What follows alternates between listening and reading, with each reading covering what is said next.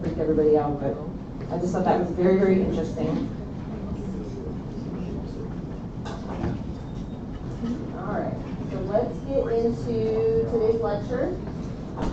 I know you guys have GI after this, so I'm going to go through it. We have 2 lectures tomorrow, 1 on Friday. So depending on what our pace is through this lecture, we may try to hit one of those tomorrow lectures, and maybe I don't want to promise anything, but we'll see if we can finish this up, and if we have time at the end. Since again, you have to be here anyway, but we'll talk about it when we finish this lecture. All right. So today, we're going to continue our journey, right? We started at the top, worked our way down. We talked about the bronchi, the bronchioles. We've kind of gone through the parenchyma a little bit. We're going to touch back on the parenchyma when we talk about interstitial disease. But for now, we're going to shift out into the exterior of the lungs, the space between the lungs and the chest wall. We're going to talk about pleural disease, pleural effusions, and then one of our high-yield diagnoses, the pneumothorax. We'll talk about pleuritis. We touched on this previously, but we'll go in a little more detail. We'll go over pleural effusion. Well, you'll get to learn another calculation, the Light's criteria. We'll talk about pneumothorax to round it out. So this is just a review. I always have to remind myself that the pleura that covers the organ is called the visceral, and the pleura that reflects and covers outside is called the parietal. So you've got your parietal. It creates this nice seal. Remember, the lungs are a closed pressure system. So this is all nice and sealed up so that we've got that negative pressure in there. As that diaphragm pulls down, we increase the pressure. Air flows in, unless we're bagging somebody, and then vice versa. So we've got to have this nice closed system in order for the lungs to function properly. So pleuritis, remember our words, pleuritis, inflamed pleura. That's all that means. It's an acute inflammation of the parietal, the thoracic wall pleura. So you've got some inflammation there for whatever reason. It decreases the fluid. When we talk about pleural effusions, it'll make a little more sense why that happens.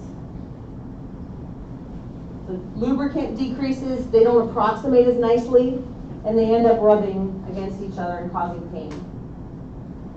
So when we come down, it makes sense that pain, when you ask about the timing, when you get to the T and you ask about the timing, that pain would be associated with at the top of inspiration. So when I get up to that full inspiration, and that lung, the visceral pleura is approximated to that inflamed parietal pleura, that's when you get the pain. So the timing and the history can give you a little hint as to what's going on. Etiology is usually viral, sometimes bacterial, and we'll be talking specifically about, we won't be in this course, but other autoimmune diseases. Signs and symptoms, again, it's pain that's not constant. It's definitely associated with or worsened or reproduced with the act of breathing, of inflating that lung. Whereas with coughing, sneezing, anything that moves that inflamed pleura on that chest wall. Sometimes you can have radiation to the shoulder. Sometimes on exam, I don't know if Colonel Rogers or LT Lyman talked to you about the friction rub. Sometimes you can hear it. You can imagine rubbing a balloon and that sound it makes. That's how we can equate it. It doesn't exactly sound like that. But if you hear something that sounds like a balloon getting rubbed, you can describe that as a friction rub. And that potentially means that pleura is approximating, and thus we get that noise. You're not really going to see anything on chest x-ray, so evaluating this with the chest x-ray is really more to rule out other diseases. If you get something else, someone has a high fever, if there's any hemoptysis, if there's any other symptoms that are going on that make you think there might be a secondary diagnosis to that pain, a pneumonia or something else. So this usually resolves on its own. If that's all this patient's complaining of, and you've got a good history where it was preceded by a viral illness, you really just treat the symptoms. This is one that if I said, otherwise they're healthy, they're just having a little pain at the top, they're resolving, it's getting better. That's another thing you want to establish. Is it worse today than it was yesterday? If not, I would be okay with saying as needed follow-up, but sending them out with a good regimen of an NSAID. Indomethacin, you guys learned about it.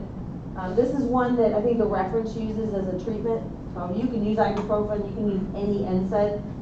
Indomethacin, this is one that traditionally goes with pleurisy. I've used it for pleurisy. I use it for a lot of things, but not one that we typically associate with our NSAIDs. That's usually our ibuprofens, but you can use either one. All right, so that was pleurisy real quick. Back. So now we're going to get to this thing called pleural effusion, which Commander DeBoer hinted to as a diagnostic clue. First, we're going to talk about what the pathophysiology of pleural effusion is. So normally, we've got this pleural fluid in the space. We've got our parietal pleura, that's that purple line here, and then we've got our visceral pleura. Usually, there's a normal amount of fluid in there. It's about 10 to 20 milliliters. And usually, this fluid is low in protein. There are two things that help maintain that balance. We've got oncotic pressure, which is the net movement of the fluid from the interstitial space into the capillaries. So it's a pull. It pulls fluid back in. So, and that's determined by how much protein is there. So if the protein's low, the pressure's low, the pull is low. Now we've got hydrostatic pressure, which is more of a mechanical pressure. It's less of a chemical mediated, less mediated by the protein. This is just pressure, a mechanical force that pushes fluid out of the capillary. So we've got fluid being generated, and usually the hydrostatic pressure balances out that osmotic pressure. And then you maintain that nice zone that we like to be in, our bodies like to be in. The other thing, just to help the conversation, we have this thing called LDH, lactate dehydrogenase. That is something else. That is another marker in the body that we're going to be using to analyze pleural effusions. And the way we're going to use it is as a marker of inflammation. And if you think of inflammation, inflammation is commonly associated with things like infection, cancer, primarily inflammatory processes. Versus if someone's having a CHF exacerbation and the fluid's backing up, we may not see that because this helps us determine whether or not there's inflammation in the body. All right, so this is the definition. An abnormal accumulation within the pleural space, that means greater than 10 to 20 mils. So, the fluid is produced from the parietal side. Normally it's resorbed by the lymphatics. So they develop either when the hydrostatic pressure is high, like in a CHF exacerbation, where the fluid's not moving and it's backing up into the lung space, because the heart is not forward, the ejection fraction is too low at that point, and it's not moving that fluid, so it backs up, so the pressure is pushing back, it's pushing it out from the vasculature into that space. Or a low oncotic pressure, which means the proteins are low and it can't pull the fluid back in like it's supposed to. And then the third one is leaky capillaries. And we get leaky capillaries when we have some sort of inflammatory process. This is what Commander DeBoer was describing, and was what was most likely the reason that this service member had that unilateral pleural effusion, is because they had an infection in the body causing these capillaries to be leaky, leak more fluid out into that space. All right, so what are patients going to come in with? It depends on how big the effusion is. So, and whether or not this is an ongoing process, whether or not that fluid is allowed to build up over time or acutely, very quickly. Someone has an MI, and the heart completely stops pumping blood forward. This can happen fairly acutely. But it really depends on how big the effusion is. So pain, obviously, cough, shortness of breath, dyspnea. When they're larger, that dullness to percussion, that fremitus. So if you have someone, I learned my liver failure, end-stage liver cancer patient, taught me a lot about pleural effusions, especially, doing the exam on them before and after we did the thoracentesis on them, or thoracotomy, or not thoracotomy. Oh my gosh, help me. Not thoracentesis, not thoracotomy. The drain. Thoracentesis, yeah. Sorry. Words. Alright, so chest x-ray, we want to look for them. Yeah, so anyway, this patient, this liver failure patient, I always examined him right before we did a therapeutic drain of his fluid because he had cancer and he kept accumulating it on one side. And so the ability to listen and get that practice with that exam of hearing air move on the left side, but not hearing anything on the right. Actually, it was vice versa. He was getting his infusions on the left, which would make sense with liver cancer. So you'd hear nice clear in the right lung, in the upper left lung, but when you got down to the left lower lung, you would hear significantly diminished breath sounds, and in some cases you wouldn't hear air move at all. Go to the other side, you hear air move. Go to the top, you hear air move. Go down there, you don't hear anything. So do your auscultation in all four quadrants if you're going to do it. That's what ×4 means when you document.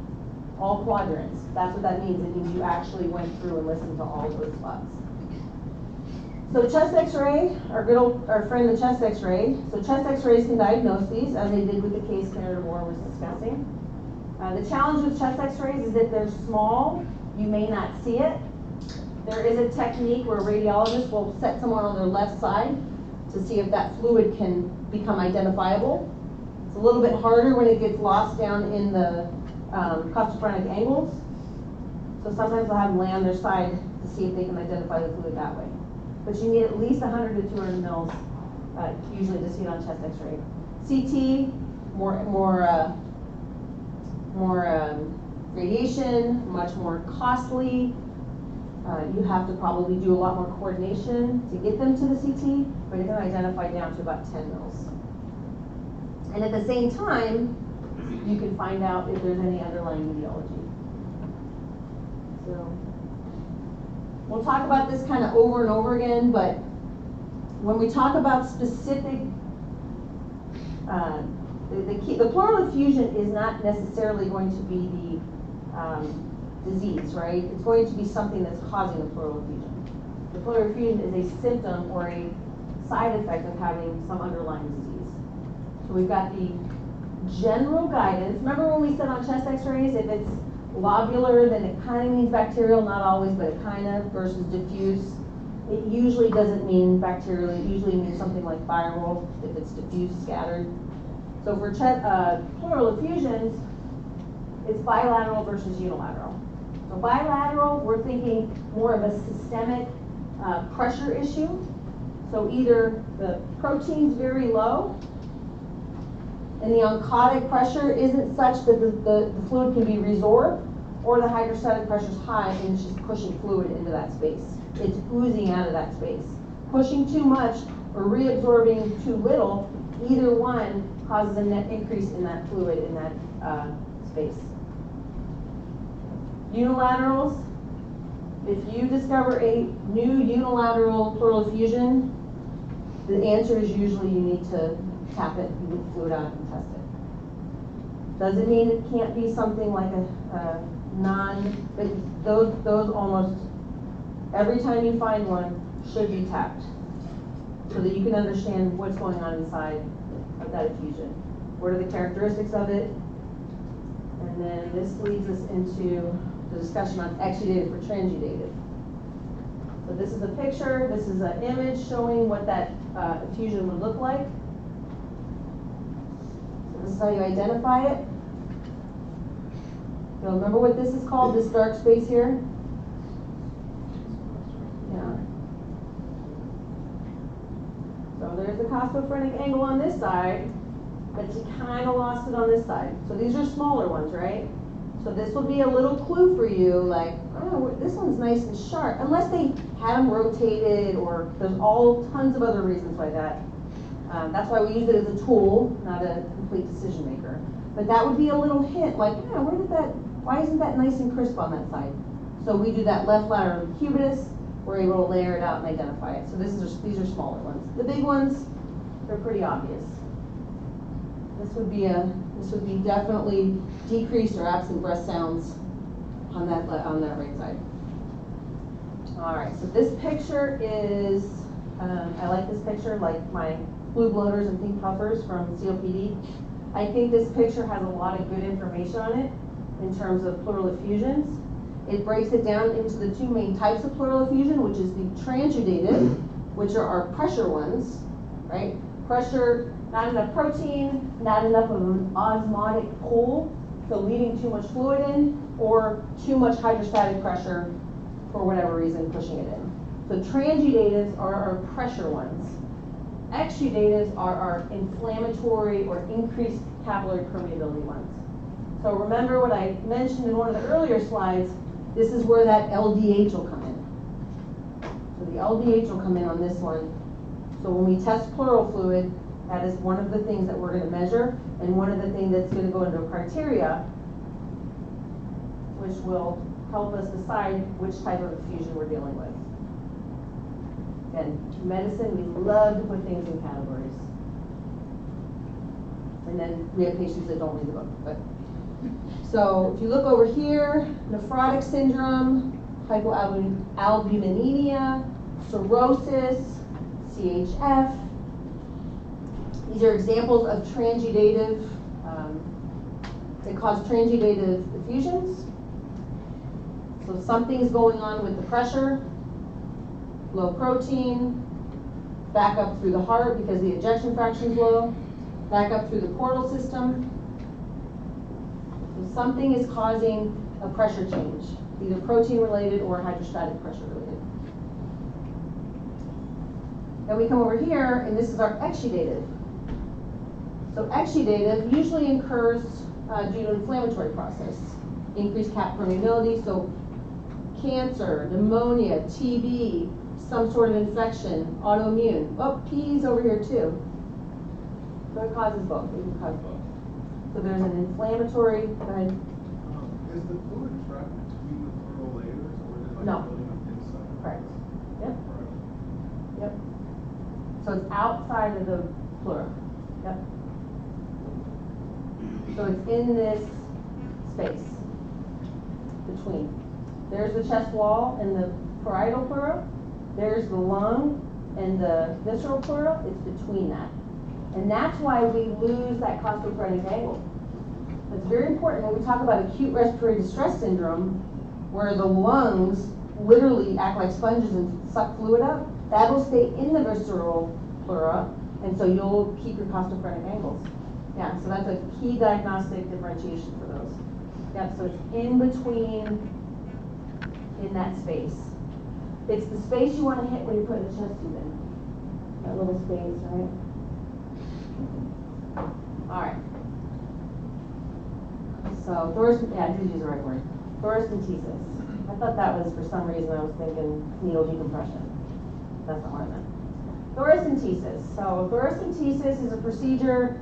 I did them probably weekly for a few months in residency because I had like I said, an end-stage cancer patient assigned to me who we would do it therapeutically for him. So again, we can either do it to make a diagnosis or we can use it to take fluid off the lungs when someone is reaccumulating it. And there's really not a way to keep that from happening, right? Correct the underlying illness, he's got end-stage liver cancer, right? So it was more of a therapeutic thing at that point. So diagnostically, we examine it, analyze it, do an analysis. This is where we'll talk about our LIGHTS criteria in the next couple slides. And therapeutically, we remove the fluid to help relieve symptoms, help that lung expand, especially if it's a big one, that lung cannot expand into that fluid, so you've lost a big portion of your respiration function. So you're not able to exchange oxygen in that area of the lung that's unable to expand. All right. So contraindications here. The patient will not cooperate. I guess you could sedate them, but you need the patient very, very still. And then relative, does everybody know what the difference between relative and absolute contraindication is? Okay. Relative is relative. Is the risk outweigh the benefit? You have to make that decision. And the absolute contraindications doesn't mean you still can't do it. It means you have to have a really good life or death reason to override that contraindication. Like it's clear the patient would have died had we not violated that. All right, so some complications. Look at that one. Yep. So we'll talk about that later. So iatrogenic pneumothorax from procedures is not uncommon. We'll talk about instances where those happen. So these are definitely complications of this. You need about 30 to 50 mils.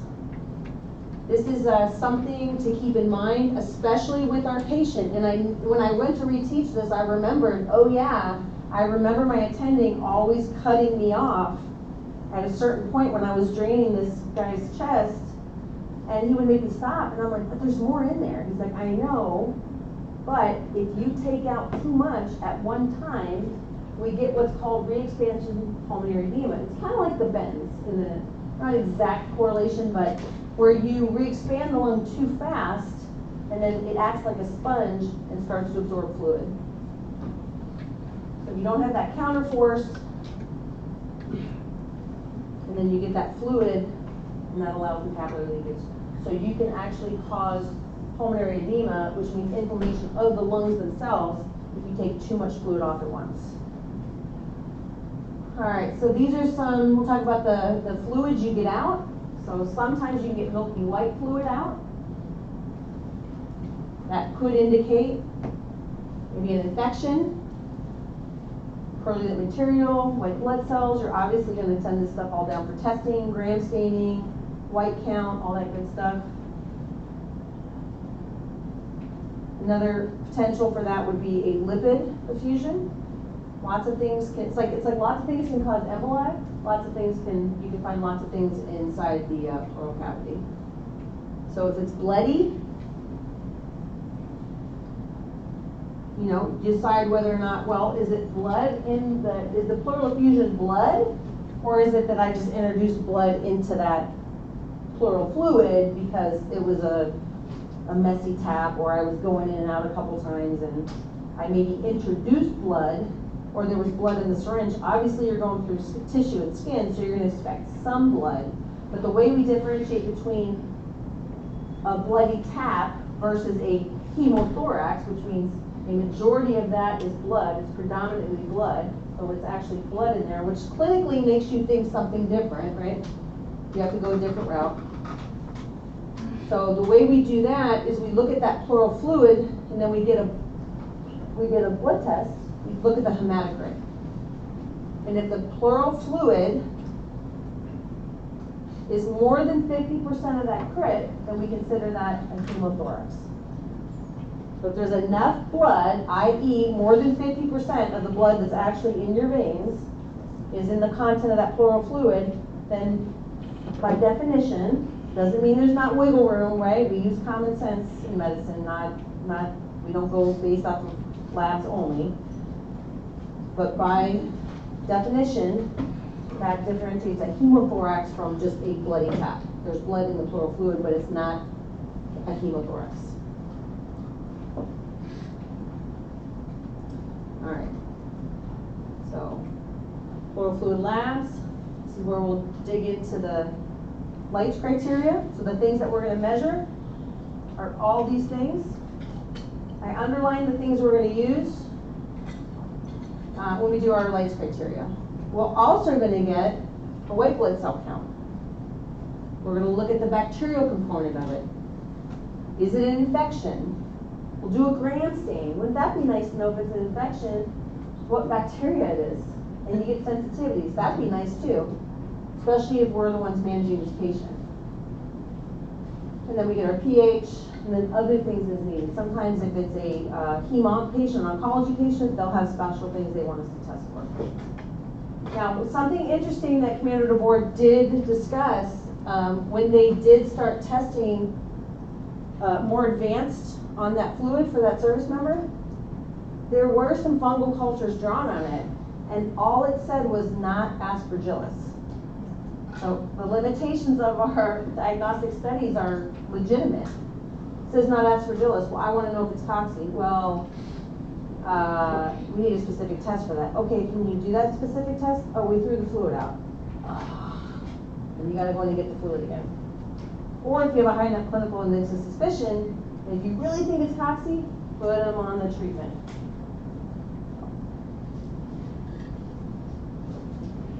All right, so this is one method. This is just like ABGs. This is just the method that I teach. It is not one that you need to necessarily do if you have a better way to do it. Transudate versus exudate, we call this Light's criteria. And really it's kind of like, if any, it's an exudate. If not, then it defaults to a transudate. So you're looking for things within your fluid to say that it meets one of these three. If it does, it's an exudate. If it doesn't, by default, it's a transudate. We'll look at it just briefly to get an understanding of what we're saying. So we talked about protein.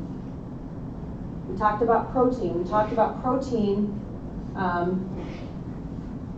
being associated with a transudate. Remember? We said there's low protein, it relates to low osmotic pressure. We're not osmotically drawing in that fluid, and that's what's causing it.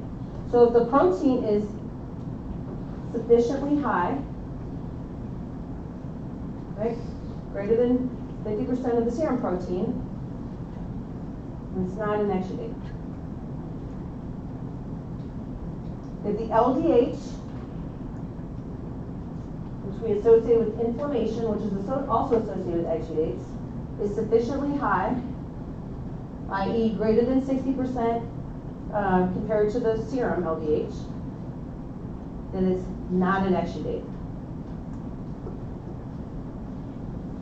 This one is a third one. How do I say this? It's included in Light's criteria, but I don't think it's important in this aspect. I can't see any clinical importance. Somebody made it up because there was a gray area somewhere, and it got added on at some point because it was another criteria. I don't expect you to memorize that one. Just don't act surprised if somebody asks you about it. But the big ones we want to look at, the way that we do this initial assessment, is we've got to have serum from the patient, and we've got to have that pleural fluid, and then we just look at the results, set them next to each other, and you just start comparing them. I did this a lot, and I always got it wrong, but now I wouldn't. All right. So this is a little picture. This is exactly what it's saying. So if the protein in the fluid compared to the serum protein, greater than 50%, not an exudate. It's a transudate.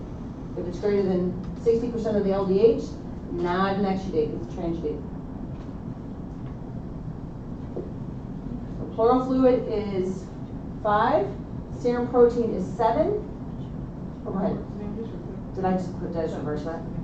I think maybe it is. I said it backwards. Okay. But nobody's even looking. They're all saying for endo.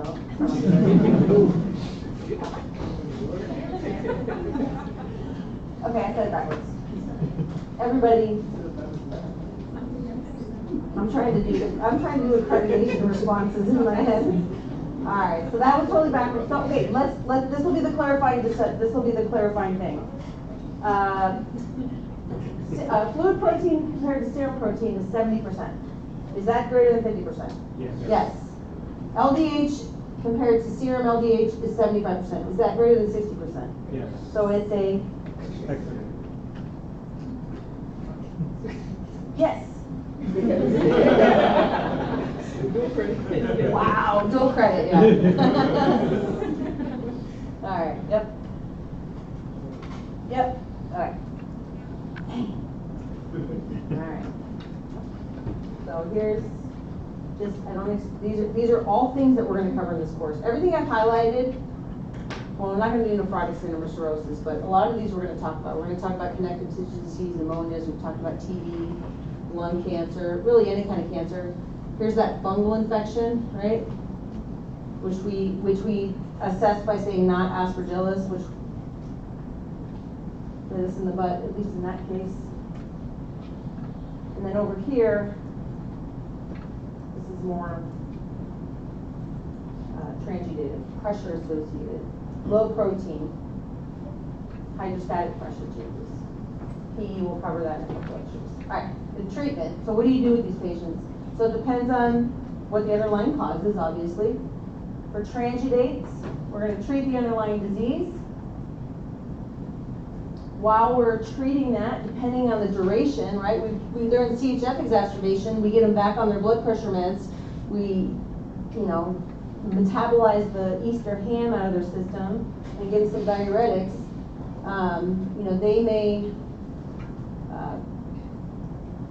we may not have to repeat any fluorescentesis. We may not have to get any additional fluid out depending on how fast. But if it's cirrhosis, we may need to consider that. For exudates, again, same thing. Figure out what's going on, figure out what the underlying diagnosis is, and then as best you can manage it if it's able to be managed. So we talked about some specific examples here. Hemothorax, we talked about when the pleural fluid was greater than 50%, the hematocrit was greater than 50% of the serum hematocrit. So we have a hemothorax. Those are treated with tube thoracostomy. Sometimes they're treated emergently because whatever's causing the hemothorax needs repair. Yeah, so making sure that tube thoracostomy usually, depending on what the underlying cause is, may need further treatment for that. Empyema. So this is a positive bacterial culture. So you got white blood cells. You've got some sort of bacterial infection going on. This one is not uncommonly associated with pneumonia. This is what my mom had when she went into the hospital. No fever, right? Just this constant cough because of her bronchiectasis, and what really got her was dyspnea.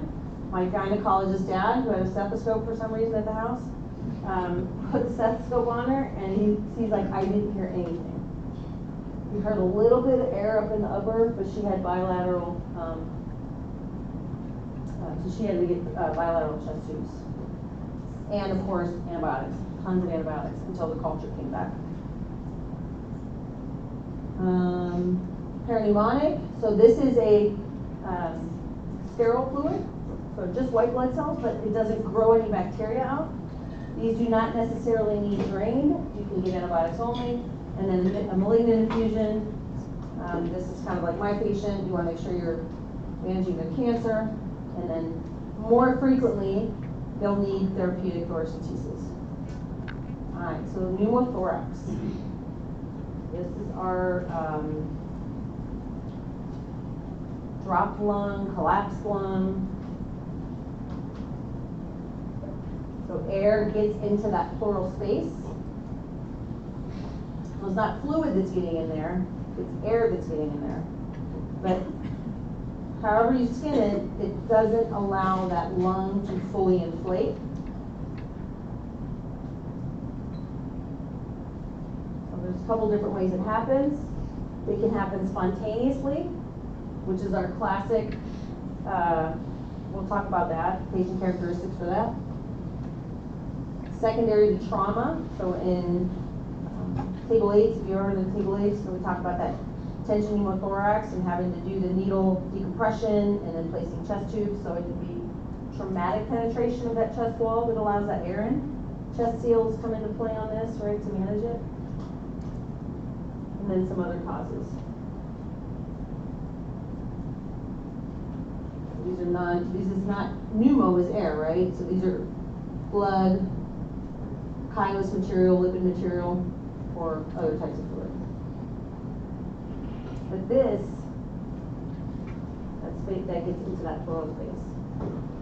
Not between the pleura and the wall or the lung, but in that space through that, usually through the chest wall, or it's spontaneous. We'll talk about that. All right, so spontaneous, so there's no inciting event. Iatrogenic, everybody knows what iatrogenic means? It means we did it, yeah.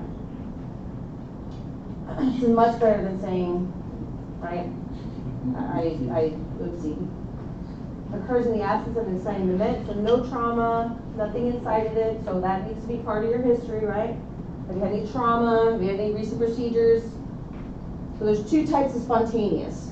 There's primary. So this is a classic test presentation. Our tall, thin male, 20 to 40 years old, so not unlike many of our patients when we're out doing operational medicine.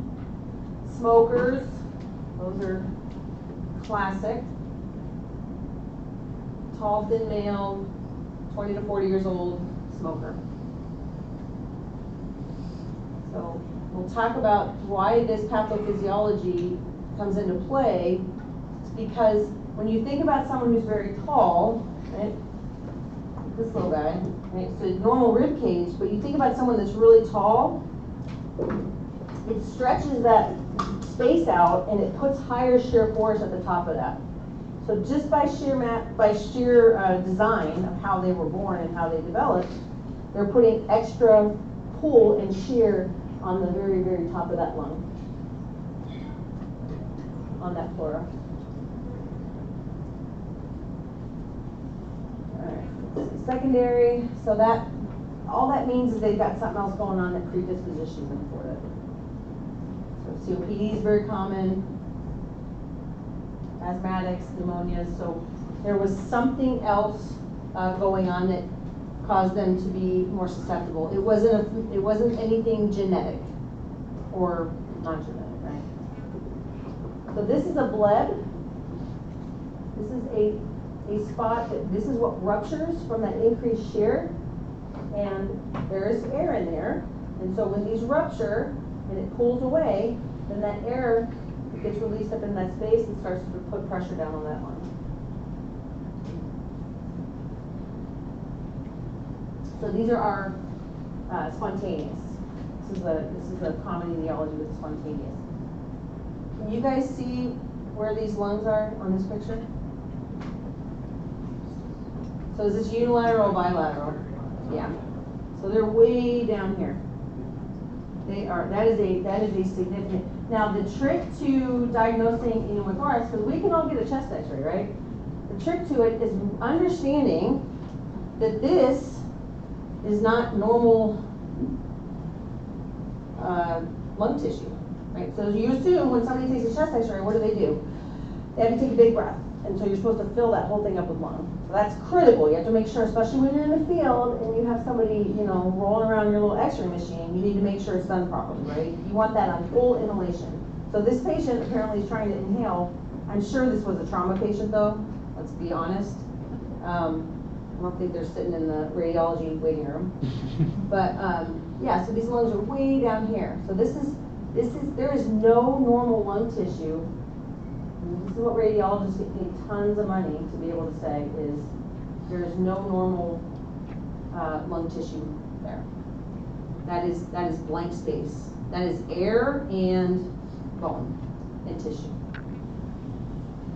So symptoms you're going to see: sudden onset, unilateral chest pain, maybe short of breath.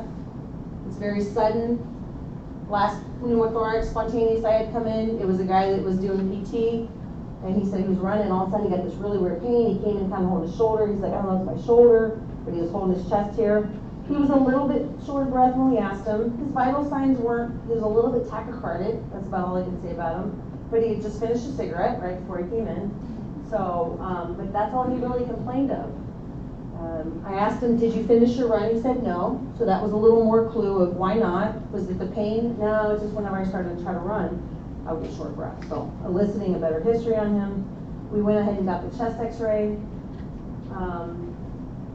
And his exam was completely normal because it was very small.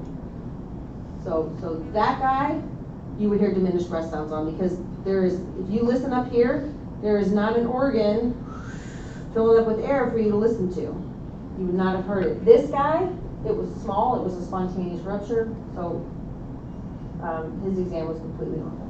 Except for, again, he was a little bit tachycardic. That was it. So when you're in the clinic and you're shooting your own x-rays, and we say loss of typical lung tissue markings, right? The lung's not there. Sometimes that can be really, you need like, you know, your little gem, everyone's around, like I remember my PA and I looking at this x-ray and like blowing it up as big as we could, and we were arguing, no, that's not where the, and finally he's like, no, look right there, and I could tell that it was just the parietal or the visceral layer of the pleura was just separated a little bit, so it wasn't fully approximated up to that parietal pleura. So there was a loss of typical lung markings. Now remember, maybe he just wasn't fully inhaled, but it was all the way up on the other side. So it wasn't on the contralateral side, so that was the hint. You can't, I don't know, if you can wink both eyes, separately, I don't think you can expand it. I don't know, if anybody can do it, let me know. You can like back and forth inhaling. That'd be like a cool party trick, right? All right. We'll talk about traumatic. So obviously, if we've got this guy here, the more air, if air keeps getting in there, especially if it's unilateral, eventually it's going to start to push this. So that's what tracheal deviation is. So say this is unilateral and air is just continually getting in because we haven't got the chest seal on. He's just laying out there, obviously trying to breathe, or she's trying to breathe out there and keeps sucking more air into that space. Eventually it's going to push this to the side. And I have a picture of that coming up. That's what tracheal deviation is. Not a good finding. This one, again, pretty obvious. This is a dropped lung on the right here. So here, see those nice little typical lung markings? All those little bronchi on the cross section and bronchioles on the cross section. You can see that little bit of dense tissue. And here you see none of that little feathery stuff. Positive arrow sign, my favorite. This is hard to see. This is very, very hard to see, but there is a line right here, and there is no normal lung markings here that you see down here. And this is what we were sitting there looking at it, because it's not that easy to see. This is why radiologists get paid the big bucks. They have to see that. But that is there, that line is there. It's very subtle. But you need to assess that, you need to figure it out, and if you can't, you need to send these people to higher level of care to make sure you figure it out for sure. You're somewhere where you're like, man, I shot it myself, I can't figure out a way to get somebody else to read it. I think I see it. You've got to evac that person. This is not something, they're not, not necessarily like they're having an MI, but you want to make sure that you're able to make this diagnosis definitively, because we don't know where this person is in the process. Is this something that's going to get worse? Is this going to turn into a full pneumothorax where the entire lung can't expand, which is more significant than what's going on here? So in most cases, whether you make the diagnosis or you highly suspect it and you're unable, you need to make sure that you get this person transitioned to a high level of care where they can make that decision. So this is our tracheal deviation. So big old left-sided pneumo, lungs completely collapsed, and this is the trachea. So there's so much air that it keeps pushing into that space. Patient like this up in Harborview, he was a gentleman who was cutting down a tree in his yard. The tree came down and punctured this side of his chest and went right through it. So he had the classic uneven rise and fall. His lung was completely collapsed. So obviously a chest tube was placed, and then secondarily they needed to work on repairing that break in the lung space, in the cavity. All right, spontaneous with treatment. Let's jump into treatment. So it depends on the severity. Depends on if there's anything underlying that you need to address. Obviously, everything depends. Every answer is it depends. Don't put that on a board exam, but all right. If they're small, so once you get down there with your friend and you're figuring it out, then the key is you have to measure it. So that's what radiologists get paid to do, right? How big is it? If it's relatively small, i.e. there's less than 3 centimeters of air between the lung and chest wall, and the patient is stable, walking, talking, he could be 102 heart rate, I'm okay with that. But he shouldn't be 85 sats, he shouldn't be 32 respirations, he should be mentating normally. So if they're stable, you still send them. But usually there's a protocol where they'll just observe them. I have observed and repeated chest x-rays on people in an aid station in Pulm. So,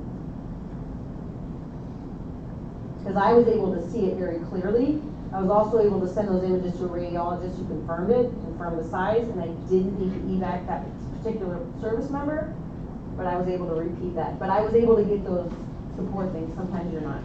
Sometimes you don't have the chest x-ray, and sometimes you don't have a radiologist that you can call. All right, so supplemental O2 is needed, and repeat your chest x-ray at 24 hours. If no progression, discharge with follow-up.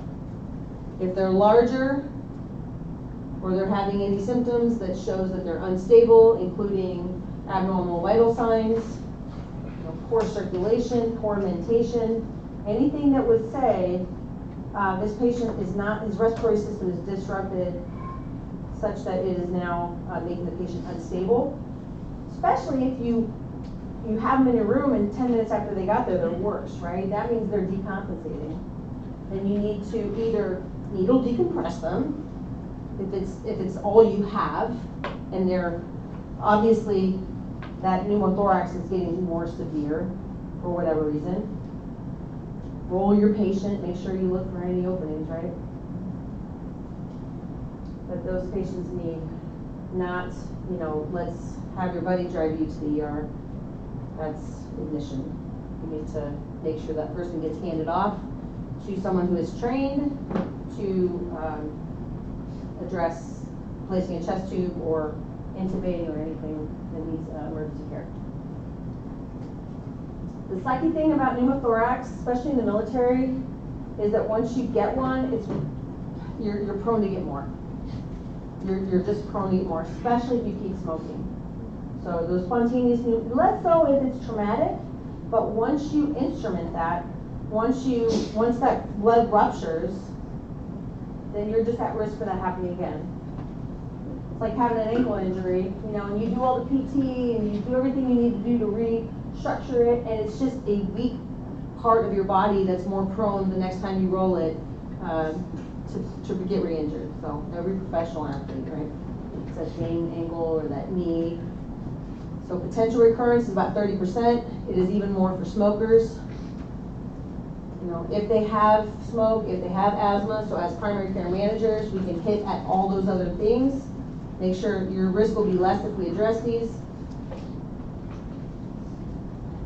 This is something that when you do physicals for certain schools, especially in the Navy, they might be no-goes. Sorry, I went right through a break, didn't I? I thought we should. Yeah. What are we on? You got two. Okay.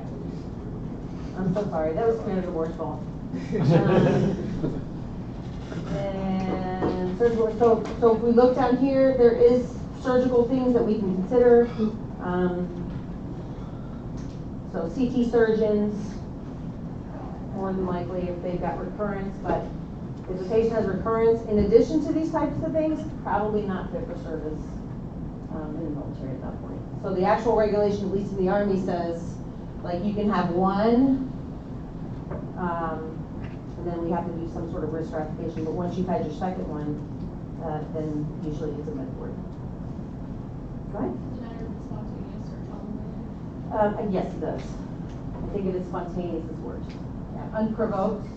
Did you guys talk about DVC and anything? Yeah. So unprovoked or worse than provoked, because if it's provoked, then at least we know why it happened. The unprovoked, you're like, if we don't know why it happened, then we can't determine whether it's going to happen again.